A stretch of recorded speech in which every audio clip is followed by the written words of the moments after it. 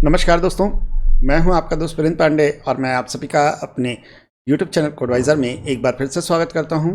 दोस्तों, आज के वीडियो का टॉपिक है how to use the trend lines. मैं आपको ये तो सिखाऊंगा ही कि ट्रेंड लाइन को कैसे ड्रॉ करते हैं, लेकिन इससे ज़्यादा इम्पॉर्टेंट कि ट्रेंड लाइन का बेस्ट यूज़ कैसे करते हैं। देखिए, मेरा थ्योरी में 5 पैसे का इंटरेस्ट नहीं है, क्योंकि थ्योरी से कोई भी ट्रेडर नहीं बनता। वीडियो को ध्यान से देखिएगा। वीडियो में मैं हर एक चीज़ एक्सप्लेन करूंगा कि ट्रेंड लाइन को आप इंट्राडे में कैसे यूज़ करें, ट्रेंड लाइन को आप शॉर्ट टर्म में कैसे यूज़ करें, और ट्रेंड लाइन को यूज़ कर आप एक बड़े टाइम फ्रेम यानी लॉन्गर टाइम फ्रेम में किस तरीके से इन्वेस्टमेंट कर सकते हैं। तो मेरी रिक्वेस्ट रहेगी, वीडियो को एंड तक ज़रूर देखिएगा।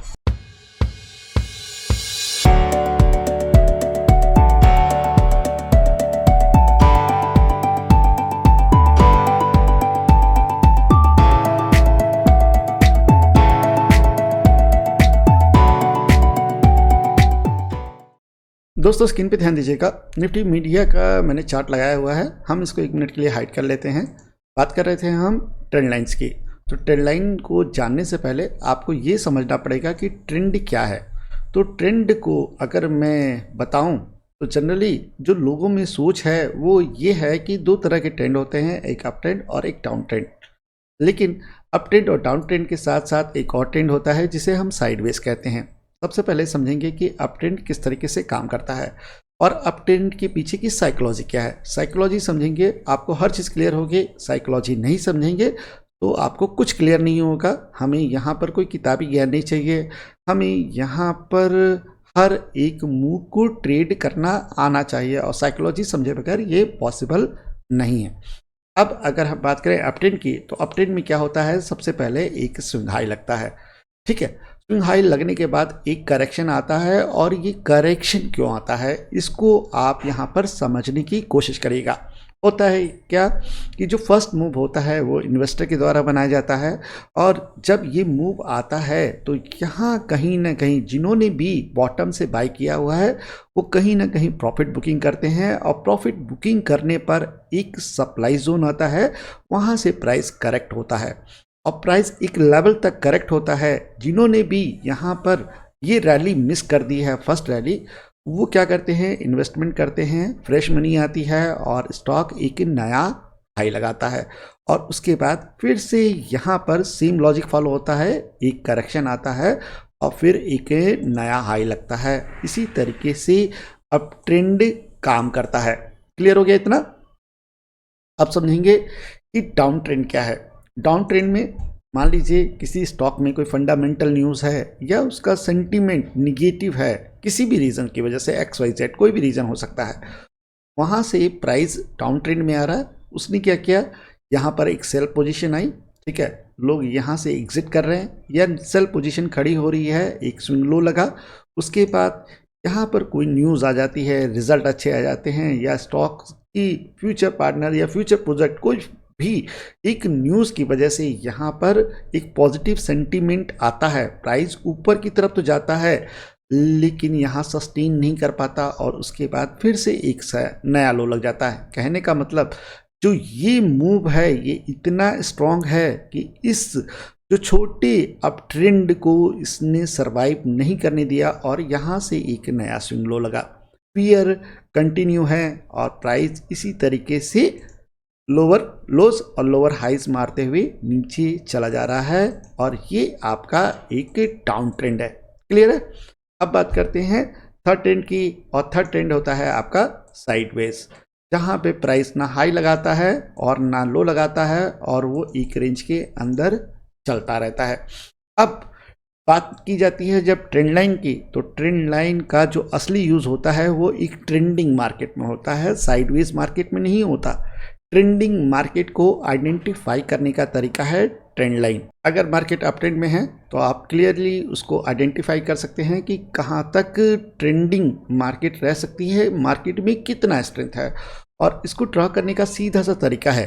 जब भी अप ट्रेंड की बात करेंगे तो आप कहाँ से ड्रॉ करना चालू करेंगे, डाउन से, यानी आप स्विंग लोस को कनेक्ट करेंगे, पहला स्विंग लो और उसके बाद आपका दूसरा स्विंग लो। जब ये 2 स्विंग लो आपको दिख जाएं तो आप ट्रेंड लाइन को यहाँ से यहाँ तक ड्रॉ कर देंगे। अब सिर्फ आपको करना क्या है कि इसको एक्सटेंड कर देना है, बढ़ा देना है, और फिर आपको पता चल जाएगा कि दूसरा जो स्विंग लो है वो कहाँ तक लगेगा।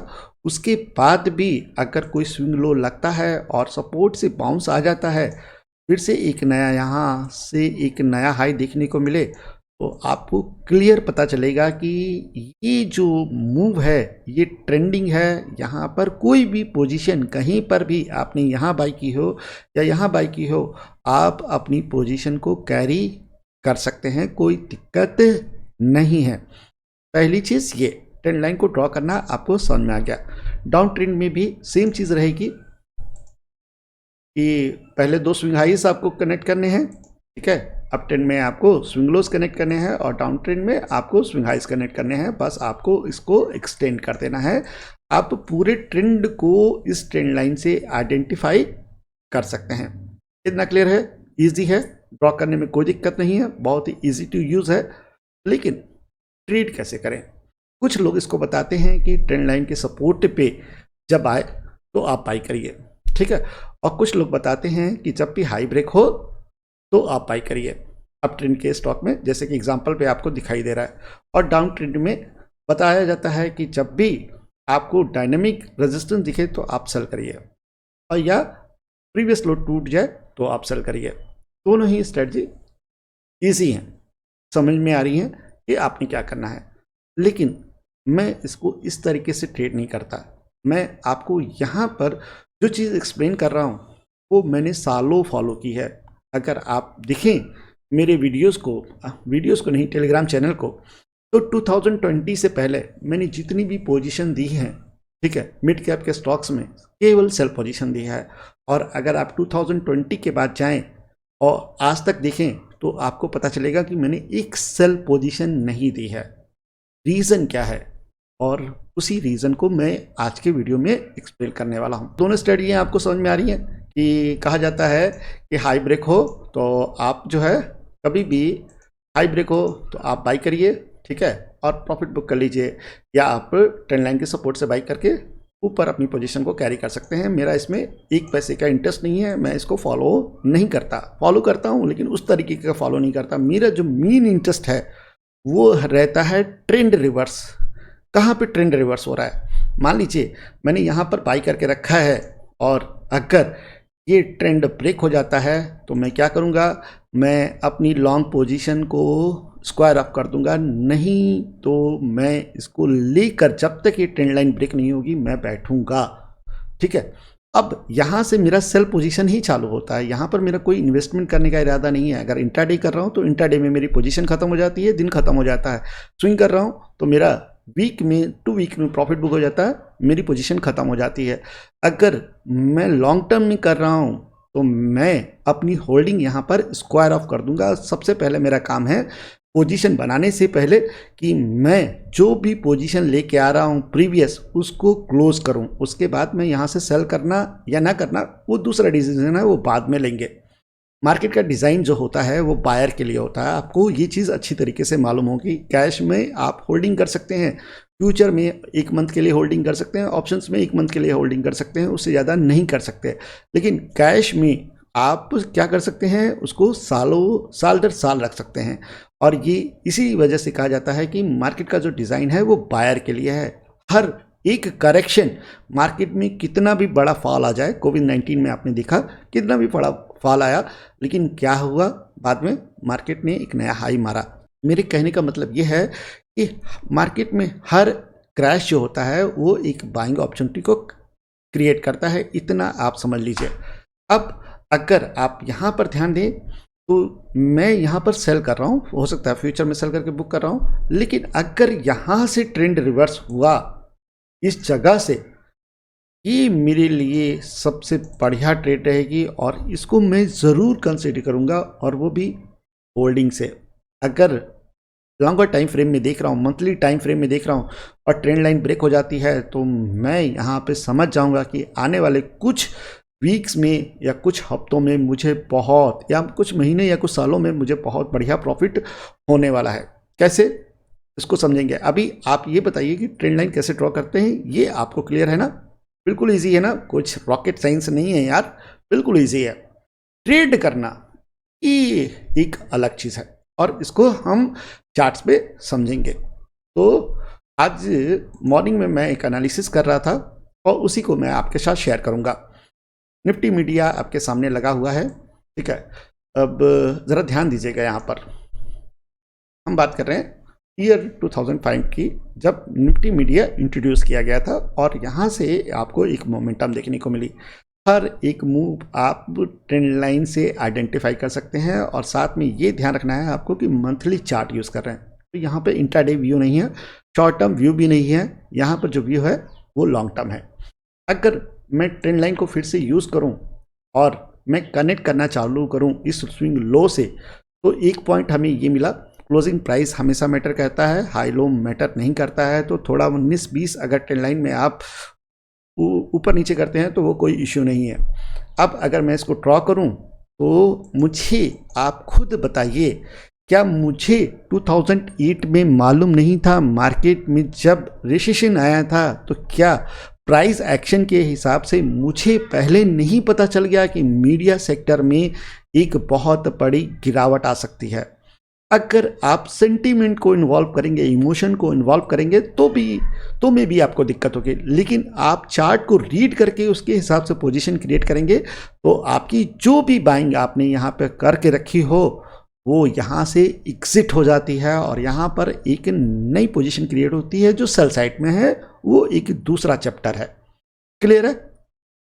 अब अगर मैं फिर से इस ट्रेंड लाइन को, ठीक है, ये एक स्विंग हाई पॉइंट है और इसका ये एक स्विंग हाई है, अगर मैं इसको एक्सटेंड करूं तो क्या मुझे मालूम नहीं था कि निफ्टी मीडिया में 2012 में एक बाइंग अपॉर्चुनिटी क्रिएट हुई थी? अगर बाइंग अपॉर्चुनिटी क्रिएट हुई थी तो कैसा मूव उसने दिया?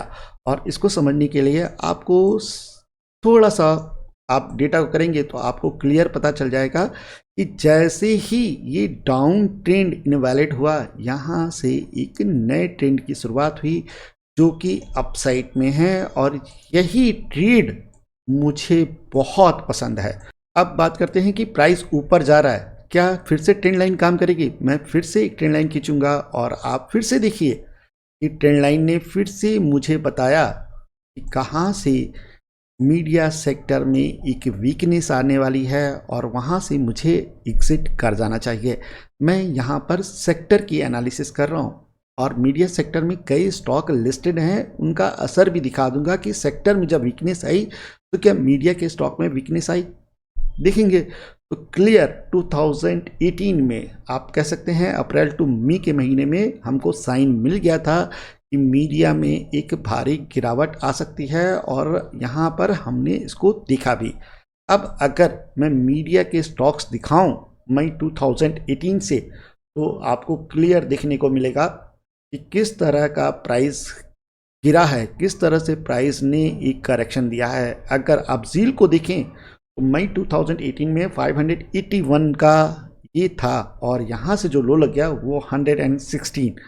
तो मैंने क्या कहा, अगर आप मानेंगे नहीं कि ट्रेंड रिवर्स हो चुका है मीडिया सेक्टर में, तो फिर आपको इसकी पेनाल्टी देनी पड़ेगी। ये आप यहाँ पर समझिए, इसी को हम कहते हैं ट्रेड करना। ट्रेंड लाइन खींच दी, इसका ये मतलब नहीं कि हम ट्रेडर बन गए, ठीक है। एनालिसिस जानने से और डायरेक्शन जानने से आप ट्रेडर नहीं बन जाओगे। आपको मालूम होना चाहिए कि कब आपने क्या करना है और उससे ज़्यादा ज़रूरी कि कब क्या नहीं करना है। यहाँ पर कोई भी स्टॉक को होल्ड नहीं करना चाहिए था। मीडिया के स्टॉक से आपका सिर्फ एक ही पॉइंट बनता है और वो है एग्जिट। आपको यहाँ से एग्जिट कर देना चाहिए था। अब इसी लॉजिक को अगर मैं यहाँ पर लगाऊं तो क्या मुझको फिर से साइन नहीं मिल रहा? क्या मुझे फिर से एक बाइंग अपॉर्चुनिटी नहीं दिख रही? आप जिस लॉजिक से आपने यहाँ पर बाई किया था 2012 और 13 में, उसी लॉजिक को फॉलो करके क्या हम यहाँ पर बाई नहीं कर सकते? आपको क्लियर आंसर मिलेगा यस। यहाँ पर एक बहुत बड़े ट्रेंड रिवर्सल के चांसेस हैं। लास्ट 3 ईयर से जो डाउन ट्रेंड चल रहा है वो इस स्विंग हाई के ऊपर इनवैलिड हो जाएगा और यहाँ से एक नए ट्रेंड की शुरुआत होगी। मंथली टाइम फ्रेम हम यूज़ कर रहे हैं तो उसी हिसाब से वो ट्रेंड भी रहेगा। यानी आने वाले कुछ हफ्तों कुछ महीनों में मीडिया सेक्टर में एक बहुत बड़ा जंप देखने को मिल सकता है, लेकिन कंफर्मेशन चाहिए और कंफर्मेशन कब मिलेगी? जब ये ट्रेंड लाइन ब्रेक होगी। आपको मीडिया का चार्ट दिखाने का सिर्फ एक ही मोटिव है कि आप समझ सकें कि किस तरीके से ट्रेंड लाइन को यूज़ किया जाता है, इंपॉर्टेंस क्या है, हायर ट्रेंड कैसे पकड़ते हैं, किस तरीके से स्टॉक या सेक्टर की एनालिसिस करते हैं और फिर वहां पर जाकर इन्वेस्ट करते हैं, इतना पता है। अब अगर मैं झील में ले जाऊं और उसी लॉजिक को फॉलो करूं ट्रेंड लाइन को, तो आपको पता चलेगा कि यहाँ पर भी करीब 235 से एक ट्रेंड रिवर्सल का साइन मिलेगा। 235 के अगर ऊपर क्रॉस हो गया तो ईजिली ये 500 तक तो दिखाएगा ही दिखाएगा, कोई डाउट ही नहीं है। क्यों नहीं है? क्योंकि मंथली ट्रेंड रिवर्सल है ये। आप इसको यहाँ पर समझ लीजिए। अभी मैं अपनी पास्ट एनालिसिस भी दिखाऊंगा जो मैंने ट्रेंड लाइन पे की है, तो थोड़ा सा आपको और ट्रस्ट आएगा, विश्वास होगा कि इसी तरीके से एनालिसिस की जाती है। अभी अगर मैं सन टीवी को दिखाऊं तो आपको सन टीवी में क्लियर इंडिकेशन पहले ही दिख चुका है। बस आपको मीडिया सेक्टर की कंफर्मेशन ले लेनी चाहिए। अगर सेक्टर पूरा बुलिश हो जाएगा तो स्टॉक्स के अपने आप बुलिश होंगे। दूसरा स्टॉक है डिश टीवी। क्लियर वही स्ट्रेटजी है, कुछ भी रॉकेट साइंस नहीं है। टीवी 18, वैसे तो टीवी 18 में मैं थोड़ा सा इसको अगर यहाँ से ड्रॉ करूँ इस जगह से, तो आपको चीज़ें दिखने को मिलेगी। यहाँ पर अभी भी थोड़ा सा समय है, ठीक है। 67 68 के ऊपर यहाँ पर बहुत बढ़िया बाउंस आ सकता है, लेकिन अगर आप चाहें तो 50 रुपीज़ से इन्वेस्टमेंट करना चालू कर सकते हैं। और ये चीज़ आपने आइडेंटिफाई की है जब आपने सेक्टर की एनालिसिस की है। क्लियर है? किस तरीके से ट्रेड करते हैं, किस तरीके से लॉन्ग टर्म स्विंग व्यू बनाते हैं। अभी मैं आपको अपनी पुरानी कुछ एनालिसिस दिखाना चाहूँगा। टाटा स्टील, टाटा मोटर, अगर आप हमारे टेलीग्राम सब्सक्राइबर हैं तो ये आइडिया मैंने करीब फरवरी, आप कह सकते हैं कि शुरुआत फरवरी से लेकर जुलाई अगस्त के 2020 के बीच में शेयर किए थे और सारे स्टॉक्स बताए थे। हार्मोनिक लेवल था वो एक अलग बात है, लेकिन जब बात आती है हैवी इन्वेस्टमेंट की तो हार्मोनिक लेवल से तो फिर हम स्विंग जानते हैं, लेकिन ट्रेंड का जो साइन होता है, ट्रेंड रिवर्सल का साइन होता है, वो सिर्फ और सिर्फ आपको ट्रेंड लाइन ही बताती है। और देखेंगे तो किस तरह का मूव आया जब 450 के ऊपर टाटा स्टील ने सस्टेन किया। वन वे रैली है, प्राइस कितना हो गया 1447, कितना परसेंट रिटर्न है आप खुद कैलकुलेट करिए। एक स्टॉक नहीं है, मल्टीपल स्टॉक्स हैं। टाटा पावर आपके साथ मैंने शेयर किया था यूट्यूब पर नवंबर के महीने में, ठीक है, एनालिसिस भी दिखाई थी, आप उस एनालिसिस को भी देखिएगा तो सेम लॉजिक है। किस तरह का मूव आया खुद देखिए आप। फिर है आपका टाटा मोटर, फिर देखिए आप किस तरह का मूव है, आप खुद इसको समझिए। और अभी रिसेंट में अशोक लीलैंड को भी आप देखिए, ठीक है।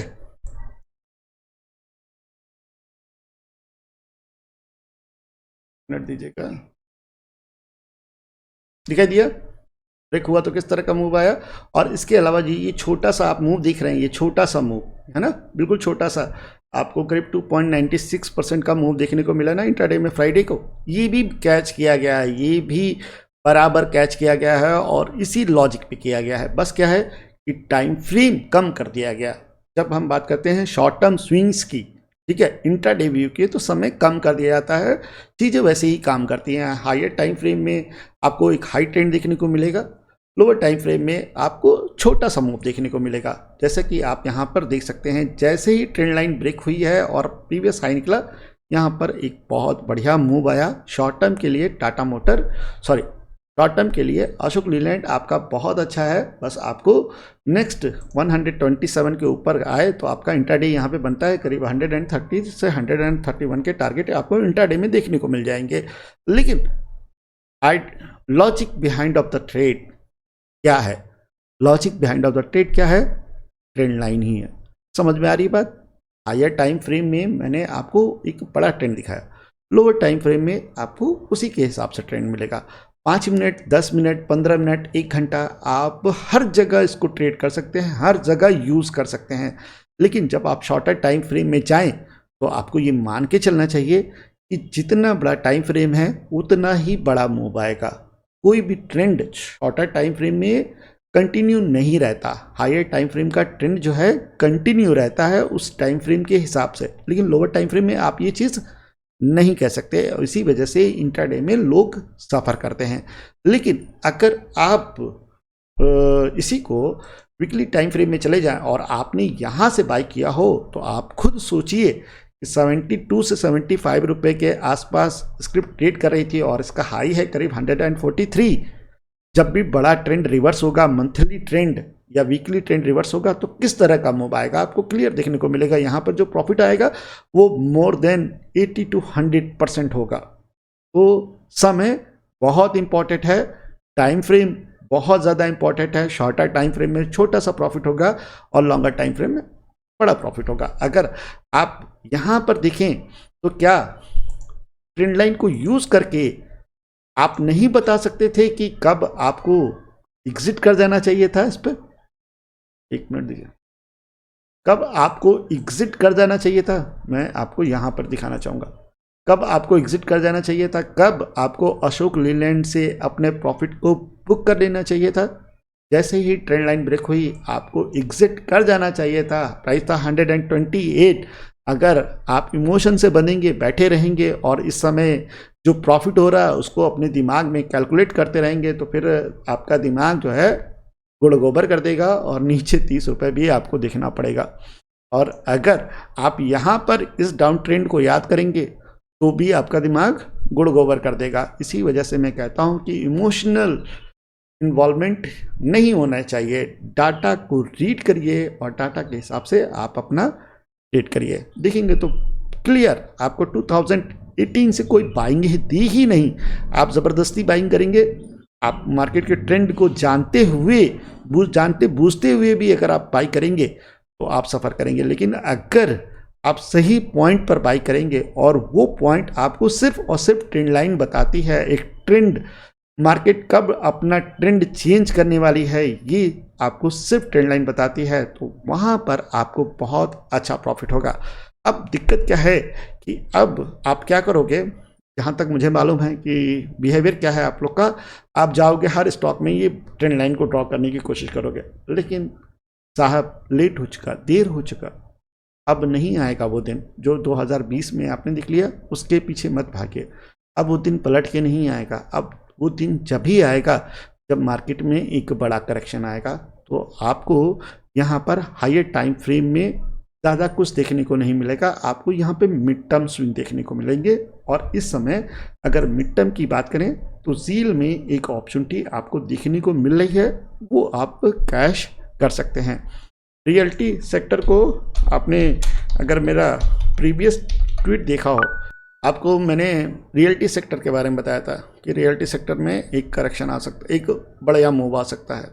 किस तरीके से बताया उसको भी समझते हैं। Trend line, nothing more nothing less, कुछ भी रॉकेट साइंस नहीं है।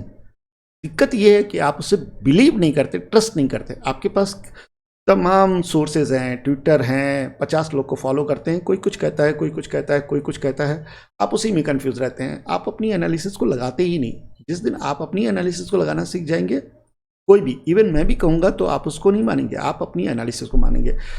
सिर्फ इसको देख कर ये बताया गया कि रियल्टी सेक्टर में अच्छा बाउंस आएगा, और देखेंगे तो स्ट्रेट बाउंस आया ना यार। शॉर्ट टर्म मिड टर्म तो स्विंग बना ही ना। रियल्टी सेक्टर के स्टॉक उठा के देख लीजिएगा किस तरह का मूव आया। बात समझ में आ रही? अब आपको ये करेक्शन देखने को मिला है। 15 मिनट के टाइम फ्रेम में चले जाइए, क्या आपको यहां पर ट्रेंड लाइन नहीं देखने को मिल रही है? क्या अगर ये swing low swing high break होगा तो क्या हम इंट्राडे ट्रेड नहीं कर सकते? क्या टारगेट नहीं डिसाइड कर सकते? By first target, second target and stop loss, everything बताता है। इसी वजह से कहा जाता है कि प्राइस है ना भाव भगवान छे, प्राइस एक्शन को समझ लिया, कुछ भी समझने की दिक्कत नहीं। लेकिन लोग प्राइस एक्शन को क्यों इग्नोर करते हैं? सिर्फ इसलिए इग्नोर करते हैं क्योंकि वहाँ पर आपको अपना माइंड यूज़ करना पड़ेगा। इंडिकेटर में लगा लो, स्टॉकेस्टिक RSI लगा लो, ठीक है, कुछ भी लगा लो, हमको कुछ यूज़ नहीं करना। RSI क्रॉस ओवर होगा तो हम बाई कर लेंगे, RSI नीचे जाएगा तो हम सेल कर देंगे। आपको कभी कुछ नहीं आएगा, आप इसी के बीच में फंसे रहोगे। इंडिकेटर अर्ली बाई नहीं देता, इंडिकेटर जब बाइंग आएगी तो कहेगा कि बाई करो, और जैसे ही थोड़ा सा बाई करोगे प्राइस फिर से नीचे आ जाएगा। ठीक है, आप यहाँ पे बाई करोगे क्रॉसओवर पे, ठीक है, इस जगह पर थोड़ा सा ऊपर जाएगा, क्रॉसओवर आ जाएगा, फिर नीचे चला जाएगा। कभी कभी फेक सिग्नल आएंगे और इसी तरीके से आप कंफ्यूज होते रहेंगे। लेकिन अगर ये ब्रेक हुआ तो इट्स अ गारंटी यहाँ जाएगा, इसके ऊपर निकला तो इट्स अ गारंटी यहाँ जाएगा, और इसके ऊपर निकला तो ये तो जाएगा। बात समझिएगा। और ऐसा मैं क्यों कह रहा हूँ, आप ध्यान नहीं दे रहे हैं। मैं बुलिश स्टॉक में सेल नहीं खोज रहा हूँ। जब मुझे मालूम है डेली टाइम फ्रेम में उसका ट्रेंड बुलिश है, तो मैं शॉर्टर टाइम फ्रेम में भी जाकर उसके अंदर बाइंग पोजीशन ही खोजने की कोशिश कर रहा हूँ, और सेम स्ट्रेटजी को फॉलो कर रहा हूँ। किसको? ट्रेंड लाइन को। तो हायर टाइम फ्रेम से छोटे टाइम फ्रेम को रिलेट भी करना है। बाइंग अपॉर्चुनिटी भी आपको मिलेगी, स्टॉप लॉस भी मिलेंगे, आपको टारगेट भी मिलेंगे। सबसे पहले आपको ये मालूम पड़ेगा कि कहाँ से ट्रेंड रिवर्स हो रहा है। बात समझ रहे ना, कहाँ से प्रीवियस डाउन ट्रेंड इनवैलिड हो रहा है। निफ्टी 50 के चार्ट में मैंने कई बार आपको ये चीज़ दिखाई है, बताई है। तो इन सब चीज़ों को सीखने की कोशिश करिएगा। मे बी शायद मुझे अभी भी लगता है कि मैं और अच्छी तरीके से एक्सप्लेन कर सकता था, जिसमें मैं शायद फेल हुआ। फिर भी आपका फीडबैक चाहिए होगा। अगर आपके कोई क्वेश्चन होंगे तो इसका मैं सेकंड पार्ट भी बना दूंगा, कोई दिक्कत नहीं है। मेन चीज़ है कि आपको समझ में आया कि नहीं आया। अगर आपको समझ में आया तो मैंने जो यहाँ पर प्रयास किया वो सक्सेसफुल है। तो आज की वीडियो को मैं यहीं पर क्लोज करना चाहूँगा, और उम्मीद करता हूँ कि आपको आज का वीडियो पसंद आया होगा। अगर पसंद आया है तो प्लीज़ लाइक करिएगा, शेयर करिएगा एंड सब्सक्राइब करिएगा, और सेफ रहिएगा। थैंक यू, नमस्कार, धन्यवाद।